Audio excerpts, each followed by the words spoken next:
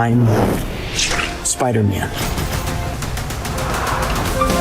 বিশ্ব মুক্তির একদিন আগেই বাংলাদেশের প্রেক্ষাগৃহে আসছে মার্ভেল সিনেমাটিক ইউনিভার্সের নতুন চমক স্পাইডারম্যান ব্র্যান্ড নিউ ডে। যুক্তরাষ্ট্রে 31 জুলাই সিনেমাটি মুক্তি পাওয়ার কথা থাকলেও 30 জুলাই থেকেই দেশের দর্শকরা স্টার সিনেপ্লেক্সে সিনেমাটি উপভোগ করতে পারবেন।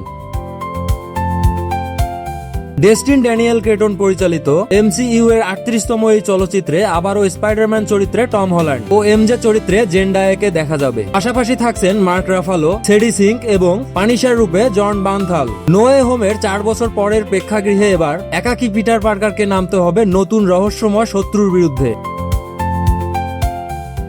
শুধু কাহিনীই নয়, প্রযুক্তিগত দিক থেকেও ইতিহাস গড়তে যাচ্ছে সিনেমাটি। বিশ্বের প্রথম চলচ্চিত্র হিসেবে এটি সম্পূর্ণভাবে স্ক্রিনএক্স প্রযুক্তিতে তৈরি, যা প্রেক্ষাগৃহে 270 ডিগ্রি প্যানোরামিক ভিউয়ে দর্শকদের দেবে দুর্দান্ত এক অভিজ্ঞতা। ইতোমধ্যে ট্রেলার প্রকাশের 24 ঘন্টায় প্রায় 72 কোটি ভিউ পেয়ে গড়েছে নতুন রেকর্ড।